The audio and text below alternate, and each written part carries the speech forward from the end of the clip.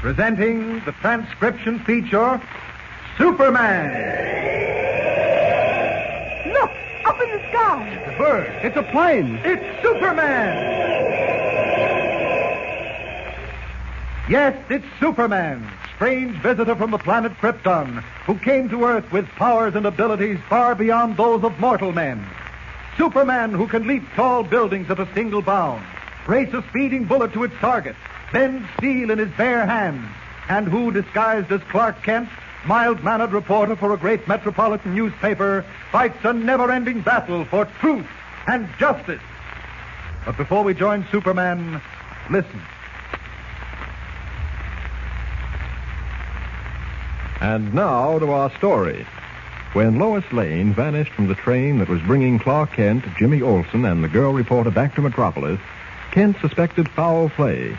But soon after her mysterious disappearance, she called the Daily Planet office, said she had uncovered the story of the century, and asked editor Perry White to deliver $20,000 to 407 South Street immediately. Puzzled, White ordered a check cashed and proceeded to the address carrying 20 $1,000 bills, leaving Clark Kent at the office to take the story when it was phoned in. 2 hours later, a phone call came through from White. Everything was okay, he said, but he needed another $20,000. Kent protested that Mr. Darwin, the Daily Planet cashier, wouldn't accept his authorization for that much money. White said he would call Darwin directly and ordered Kent to bring the money to 407 South Street. As our story continues today, the elderly cashier has just entered Clark Kent's office, obviously disturbed. I don't quite understand it, Mr. Kent. It's very puzzling. What did Mr. White say when he called you? Simply to issue another check for $20,000, cash it at the bank, and turn the money over to you. He was very explicit about it. Well, you don't have to bother, Mr. Darwin. But you mean I'm not to issue the check?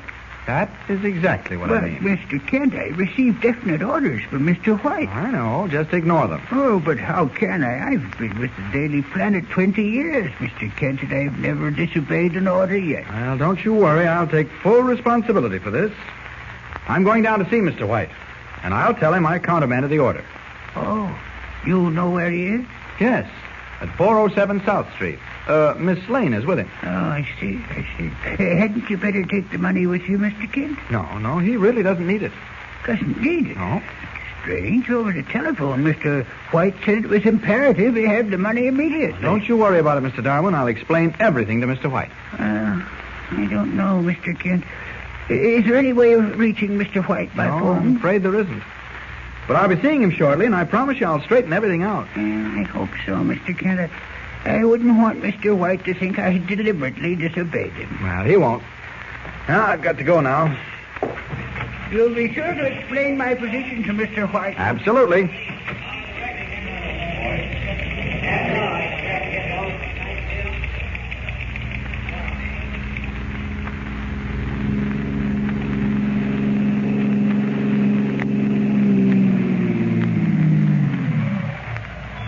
Yeah, that's 407, mister, over there, the house with the room sign. Oh, good.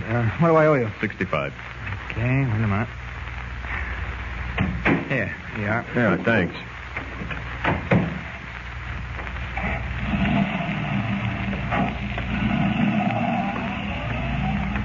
Now, let's see what we have here. Rooms for rent, day a week. That's a strange place to uncover the story of the century. Well, let's see. No name on the bell. Probably doesn't even ring. Surprise, it does ring. And someone's coming to answer it. A woman. How do you do? I have an appointment here with Mr. White. Oh, yes, come in, please. Thank you. You're Mr. Kent, aren't you? That's right. Won't you step into the parlor? Mr. White should be back any minute now. Oh, you mean he isn't here? No, but he'll be back shortly. He told me to ask you to wait. Oh, I see. Is Miss Lane here? Miss Lane? Yes. Oh, you mean the young lady from the newspaper? That's right. She's with Mr. White. Just have a seat and make yourself comfortable. Thank you. You'll find some magazines on the table. If you'll excuse me, I have a pie in the oven. Oh, that's all right. Go right ahead. I'm sure Mr. White won't be long. Thank you. Yeah, this is getting stranger by the moment. What sort of a place this is? Looks like a theatrical rooming house. Those signed pictures of actors and actresses on the wall. Great Scott. There's a telephone. Information told me there was no phone listed for this address. Oh, well, maybe it's disconnected. Oh, it certainly is not. Maybe I'd better answer it. I thought I heard the telephone. Hello? Mrs. Walsh? Is Mr. Kent there? Just a moment. It's for you. I think it's Mr. White. Oh, thank you. Hello? Kent? Harry White. Well, where are you? I had to go out for a while. You got the money? Why, no, I... Oh, why not? Where is it? Well, you see, Mr. White, I thought... No, wait a minute.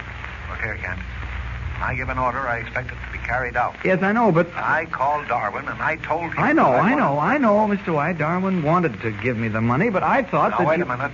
I'll do all the thinking. I need that money, and I need it immediately. Well, I just I'll thought get that... back to the office. Tell Darwin to cash the check and send it over. All right, I'll bring it myself. No, you won't. You stay at the office. But, This is going to break soon. well, who'll I send it with? Jimmy Olsen.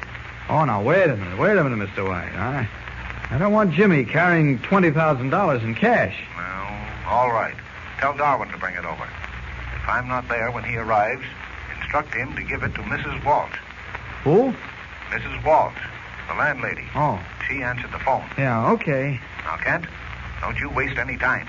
All right, I won't. Oh, Mr. White, is Lois with you? Yes, she is.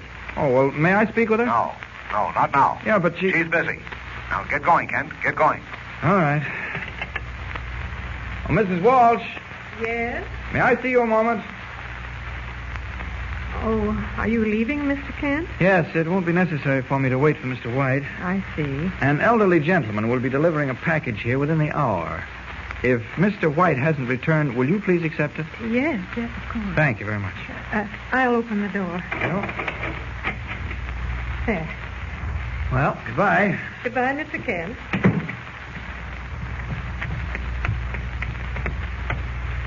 Oh, good. This taxi's just what I'm looking for. Yes, sir? The Daily Planet building. Right. And, you'd better step on it.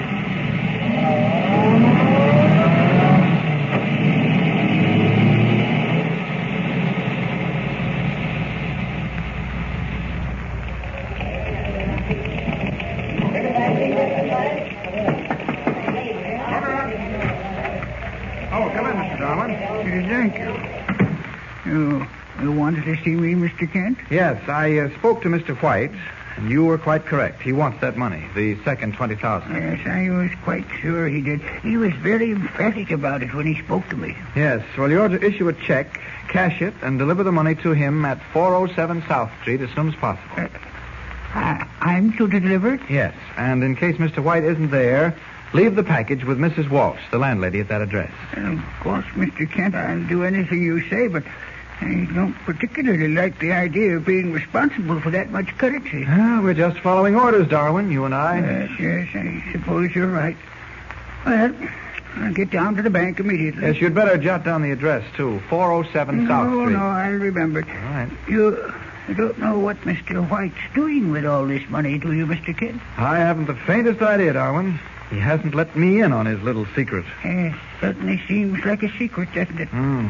Well, I'll be getting along. All right. Oh, if you see Mr. White, tell him I'll be waiting for his call, will you? All right, sir, I will. Thanks. Clark Kent speaking. Hello, Clark. Lois. Did that money leave yet? Well, Darwin, the cashier, is on his way over with it. Lois, for the love of heaven, what's this all about? I can't tell you now, Clark, but it's a terrific story. You say that Darwin left with the money. Yes. Will you tell me why you need $40,000? You'll find out. Incidentally, Mrs. Walsh said that you were a very handsome young man. Yes, that's another thing. Who is Mrs. Walsh? And what are you and Mr. White doing at a rooming house? Getting the biggest story of the century? I think you're just jealous because you're not in on it. Oh, don't be ridiculous. Lois, are you sure all this is on the level? It looks suspicious to me. Suspicious? Yes. What do you mean? Oh, I don't know. I just don't like the looks of it. Well, you will when we're ready to phone the story in. I've got to go now. Just sit tight, Clark.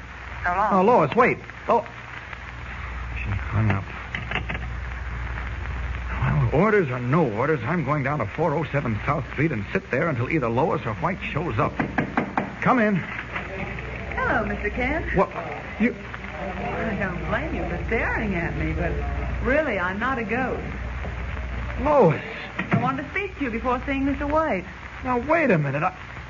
I just talked to you over the phone just a second ago. You what? I talked to you over the phone. No, not me. I haven't been near a phone for 24 hours. You mean to say you didn't call this morning and ask for $20,000? Are you crazy? Well, I'm beginning to think so. Yeah. Where have you been all this time? Well, it's a long, strange story. Now, wait, before you tell it to me, let's get a few things straightened out. Did you or didn't you call here last night, this morning, and less than a minute ago? I told you, Clark. I haven't been near a phone. Yeah, all right. Weren't you at 407 South Street? Where? 407 South Street, a rooming house. Never heard of the place. Weren't you with Mr. White? Of course not. Hey, Clark, have you lost your mind? Lois, I think I have. I think I'm stark raving mad. Well, we can't blame Clark Kent very much for thinking he's lost his mind. Strange things are happening in this baffling mystery. Why do Lois and Mr. White want $40,000? And what is the answer to this very strange puzzle? Don't miss the next revealing episode. Tune in and follow the baffling story with Superman. And now to our story. Superman, in the guise of Clark Kent, is now engaged in trying to solve what is probably the most baffling case of his entire career. Returning to Metropolis in answer to an urgent telegram from editor Perry White of the Daily Planet, Kent, Lois Lane, and Jimmy Olsen received another telegram on the train telling them to get off at the station before Metropolis. Only Lois was to continue on to the city. After getting off the train, Kent realized the telegram was a fake, and as Superman, caught up again with the train to tell Lois about it. But Lois was missing. Later in Metropolis, she called on the telephone and asked Editor White to come to 407 South Street and bring $20,000 with him, saying she had uncovered a wonderful news story. Editor White left for the address carrying the $20,000 with him. Later, he too telephoned Kent and asked to have Darwin, the cashier, deliver another $20,000 to the same place. Kent, however, countermanded the order and went down to the address himself to see what these requests for money were all about. The place turned out to be a theatrical rooming house run by a Mrs. Walsh. Lois and White were not there at the time, and Mrs. Walsh did not know when they would be back. Accordingly, Kent returned to the Daily Planet, where, much to his surprise, he found Lois waiting for him. Listen. Well, where have you been? That's what I want to know. And what's this all about? Clark, I've told you I don't know what you're talking about. Now, look, Lois, let's get a few things straight. We were coming back from the Bar O Jude Ranch, remember? Well, of course I All right, and we got a telegram on the train telling us to get off at Walden Junction, the station just before Metropolis. Yes. Right? That's right. Jimmy and I were to get off, and you were to come on here. That's right. Now, and... wait a minute. Let me finish. After Jimmy and I got off, I discovered that the telegram was a fake. And I got back on the train. Well, how could you have gotten back on the train? I waved goodbye to you from the window. Oh. The train must have left before you discovered the telegram was a fake. Well, I hired a car, a fast car. Oh, how could you? Well, never mind that. The important thing is, when I got back on the train, you were gone. Now, you had disappeared somewhere between Walden Junction and Metropolis. I had. You had? I wasn't on the train. No. I didn't get off at Metropolis Station. Well, of course you didn't. You couldn't have. Don't you remember what happened to you? Well, as far as I'm concerned, I did come into Metropolis on that train. I did get off at the Metropolis Station, and I did come straight on here to the office. But you couldn't have. Oh, all right, then. I didn't. Then what did you do? I don't know. You tell me. You seem to know what I did better than I do. Now, look here, Lois. This is no time to get sulky. Something strange going on here. Something even I can't understand. Oh, something you can't even understand. Well, you'll just have to try harder, Superman. What did you say? I said you'll just have to try harder, Superman. Lois, do you think that I am Superman? No. But apparently you think so at times. Now, look, Lois, all kidding aside, what's been the meaning of all these telephone calls you and White have been making asking for $20,000, $40,000 and all? Clark, you're out of your mind. I'm beginning to think so. I haven't made any telephone calls asking for $20,000. What? And as far as I know, Mr. White hasn't either. Have you seen him? No, I haven't seen him. Well, this is certainly all beyond me. You're not on a train, yet you swear you were. That's right. You didn't get off the train to Metropolis, but you insist you did.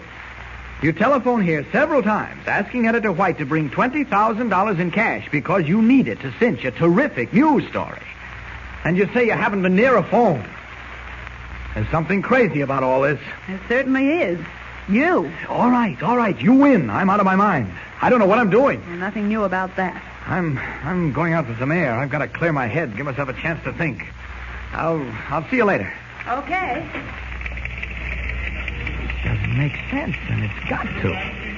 I've got to make it make sense. Oh, that office there is empty. I'll just step in there. Told Lois I was going out for a little air. Well, I will.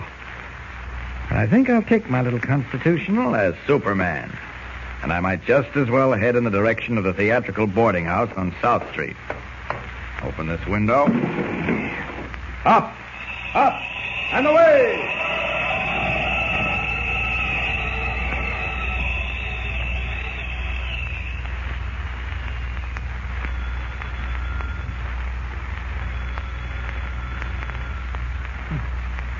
Wonder why Mrs. Walsh doesn't answer. Oh, here comes someone now. Yes? I'm Clark Kent of the Daily Planet. Yes? Is Mrs. Walsh at home? Who? Mrs. Walsh. The woman who runs this boarding house. Oh, I see. You've got the wrong address, young fellow. This is 407 South Street, isn't it? Yes, but it isn't a boarding house. Never has been. It's just a private residence. Look here, I don't mean to intrude, but there's something rather strange going on, something I'm trying to investigate. May I come in and look around? Well, yes, I suppose so. Come right in. Thank you. What would your name be, sir? Dr. Hendricks. I'm a psychiatrist. Retired, of course, and live here by myself. You sure you feel all right, young man? Yes, I feel all right. Except... Yeah? Except for what? Well, this isn't the place at all. And yet it is. Now, that's impossible, young man. The thing is, or it is not. No, not in this case. I know I came to this house before. It was a theatrical boarding house then, run by a Mrs. Walsh. There were theatrical pictures on the walls, photographs and all that. The wallpaper was different. The furniture was different. In fact, everything was different. Have you ever suffered from this sort of delusion before? No, just a minute, sir. I'm not suffering from any delusion. Well, of course you'd believe you weren't. It wouldn't be a delusion if you knew you had one. No, I suppose not. And yet... If you don't mind my saying so, I'm afraid you must be suffering from a case of false memory. False? You know, sometimes we see things and believe implicitly that we saw them before. We doctors know that as false memory. You didn't actually see the thing, and I tell you, I was in this very house. Oh, what's the use? I'm sorry to trouble you, Doctor. Good day. Just a moment. Yes? I don't feel I ought to let you go without making some attempt to help you. Come into my office and we'll have a chat. You think I'm crazy, don't you? Oh, certainly not. Oh, yes, you do. I can tell in the way you look at me. Not at all. You see, you're imagining things again. Now, you just come into my office and we'll get this whole thing straightened out. When did this strange trouble first come over you? I'm sorry, but I haven't time to discuss it. Thanks again, and goodbye. I assure you, young man, that with a few treatments... Yes, I know. ...get at the seat of your trouble. Am I going crazy? Am I really imagining all this? Dreaming it? I must be. Lois never got off the train, she says. And she didn't telephone. I go to a theatrical boarding house and interview a Mrs. Walsh. And then it develops that neither she nor the boarding house actually exists at all. But what's happened to me? Mine isn't any ordinary brain. I'm not given to delusions and... No, by heavens, I'm right. I'm not imagining all this. It did happen. And Lois must know something about it. It's back to the Daily Planet for me as Superman. Up, up, and away!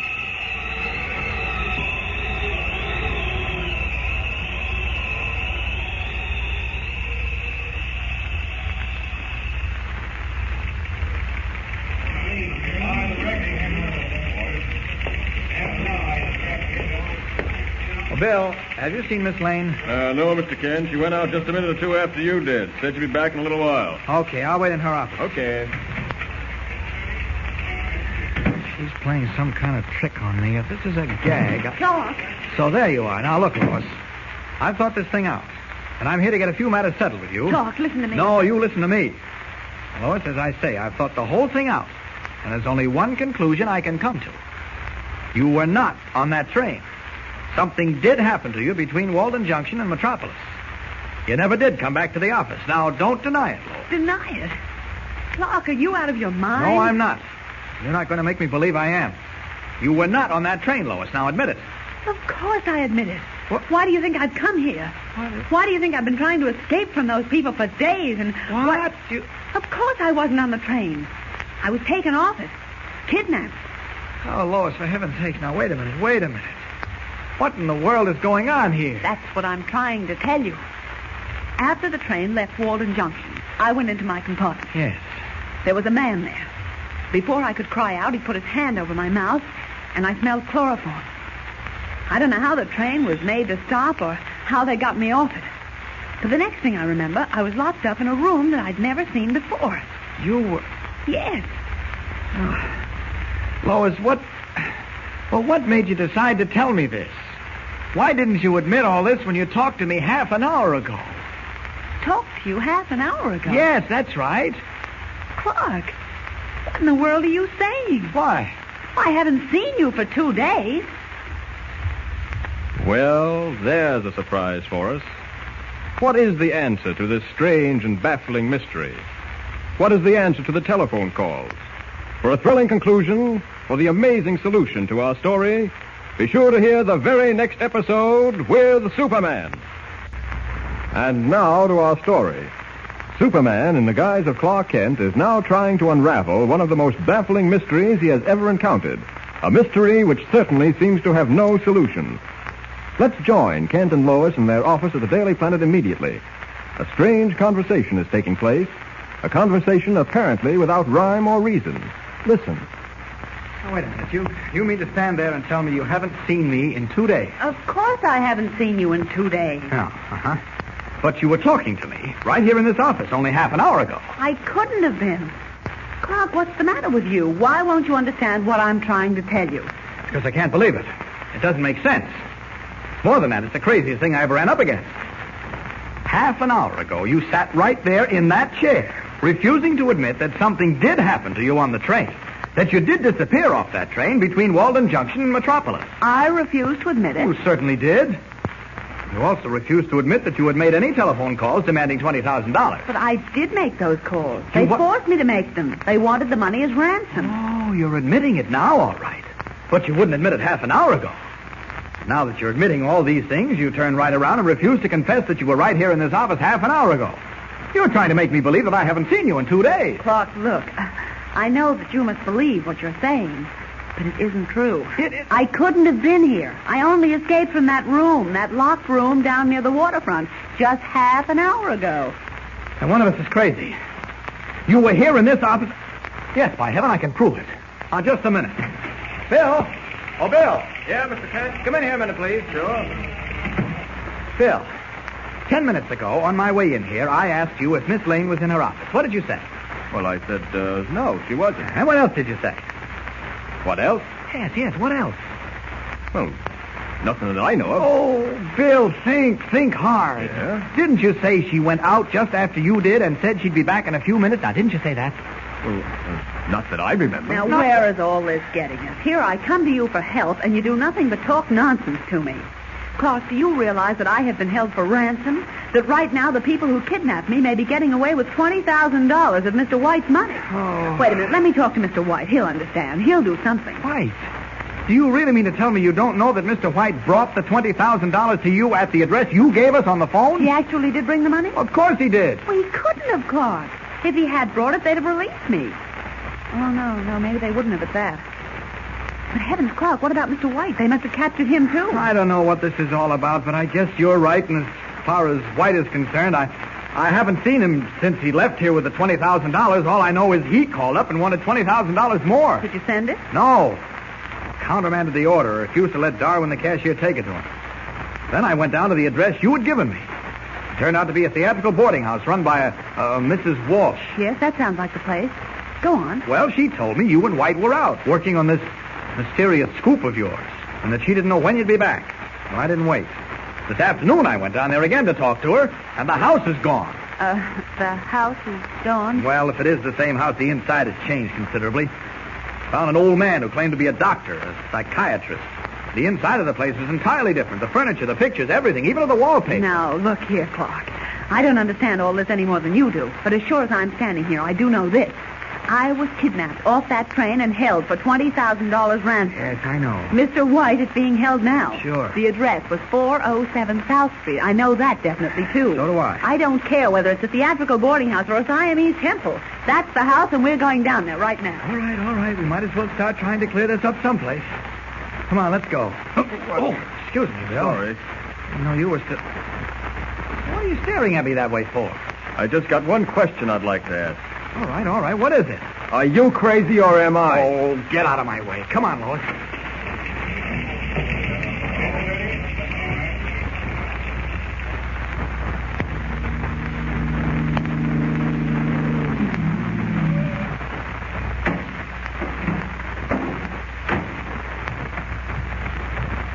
All right.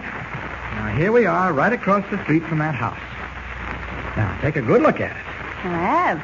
All right. Now, is it or is it not the house you were kept prisoner in? It is? Yeah, I'm sure it is. Yes, sure.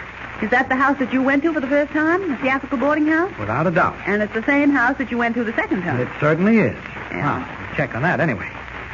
That at least gives us a point to come back to when we start getting all mixed up again. All right, come on. Where are you going? Into that house, of course. Wait a minute, Clark. What do you mean? Whoever's in there, they may be killers. Don't you think you'd better call the police? Oh, no. If I left here now, by the time I got back, I'm sure that house wouldn't be there anymore. The street probably wouldn't be here either. And the taxi cab would certainly have turned into a dog sled. Come on. Oh, all right.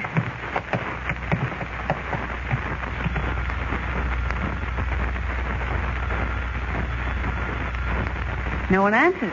Someone will. Probably won't be my psychiatrist friend. I'm sure it won't be Mrs. Walsh. I'm really very interested in seeing who it'll be this time. There's someone coming now, I think. Yes, now we see. No, it isn't. I am seeing things. What's the matter with you, Kent? What are you standing there staring at me like that for? Mr. White, I thought... Come in, Kent, come in. You haven't even sense enough to come in out of the cold unless you're told to. Get in here. Yes, certainly. Well, what is it you want? What is it? Must be something urgent if you felt you had to come in person. Well, you talk as if there was nothing wrong, as if you were all right. Of course I'm all right. And this room, it doesn't look like the theatrical boarding house. Theatrical boarding house? And it doesn't look like the doctor's office either. Kent, do you feel all right? Are you in your right mind? No, I'm not. I'm really mad. I know it now. Lois here said you were being held a prisoner, that you were... Lois? Where is she? What? Why, she was right behind me.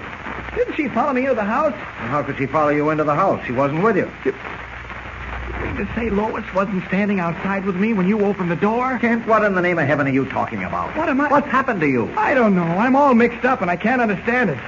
It isn't like me at all. It's as if I were another person. Something's happened to you. I can see that. Now, you wait right here. I've got just the thing for you. Wait a minute, Chief. Wait a minute. Before you go. Weren't you being held prisoner in this house? Isn't that why you telephoned for the $20,000? What telephone call? What $20,000? What 20... Kent? You said you had something that would straighten me out. Yes? Well, get it, will you? As quickly as you can. I'm sure I need it now. All right, I'll be right back. Gee, I wish I could get straight on this. I've never had anything like this happen before. Usually I can see right through these things, no matter how baffling they are. But this thing doesn't seem to have any beginning, and I'm starting to wonder whether it's going to have an end. Oh, Chief, Still waiting, young man? I thought you left a long time ago. Mrs. Walsh, the boarding house woman. What's that, young man? Where have you come from? What are you doing here? I live here. This is my house. I rent rooms to people. This is the theatrical boarding house? Of course it is. Well, what happened to Mr. White? Mr. White? Yeah. We have no Mr. White staying with us. No, Mr. White. We have a Mr. Black. Yeah, of course. Yes, you would. And now, wait a minute. Now, wait. I'm not crazy. I know that. Oh, but you are. You? Dr. Hendricks, where'd you come from? I have a perfect right to be here, young man. I live here. But this is impossible. First one of you disappears, then the other, and now you're both here. Young man, I told you before that you're suffering from an aggravated case of false memory. I know what you Now, you told me, must believe me. Everything is all right. Sure. Everything is sane and normal, except you. But that can't be, Doctor. I'm not just an ordinary person. Of course you're not an ordinary person. You're quite remarkable. But even a man with your remarkable powers, Mr. Kent, has a, shall we say, a crack-up now and then. No, listen to me. No. You listen to me. No, but Doctor... You're coming into the next room with me. It's my office. We're going to have a little chat. Look, will you No. wait Come along. I should have insisted on this when you were here before. Doctor! Come along now. All right. Right into this room. In you go. Yes. What in the world? Mr. White. Lois. No. Okay, Dr. Hendricks. You're right. Happy birthday, Ken. Happy birthday. I hope we didn't fool you too badly. Wait, I don't get it. What do you mean, happy birthday? Mr. White, I think Clark's entitled to an explanation. Yes, and I'll give it to her. It's happy birthday for you, Clark, because today you've been with the Daily Planet exactly 2 years. And I felt that we ought to do something to show our appreciation. Well, you certainly did. You almost drove me out of my mind. Yes, I hope we didn't go too far with our little joke, Kent. You know, sometimes these practical jokes do get out of hand, but you have to go through with them. It was my idea. You see, ever since you joined the paper, you've been so almighty successful in solving crimes that we decided to give you a mystery you couldn't possibly solve. You certainly succeeded. Gee, I suppose in the 24 hours I was away from this house, you repapered the room and changed the furniture and everything, huh? That's right. A little expensive, but worth it. But now look here. Everything practically explains itself. Right now, we've got a birthday cake to dig into and plenty to eat and drink. And, of course, some of the boys have to hurry back to the office. So come ahead, Kent, and cut the cake.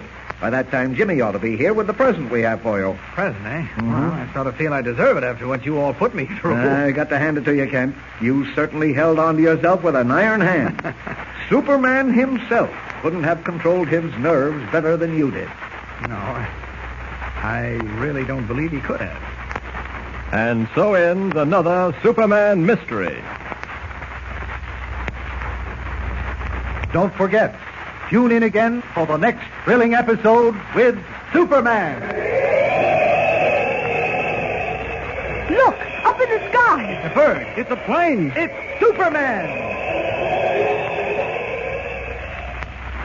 Superman is a copyrighted feature appearing in Action Comics magazine.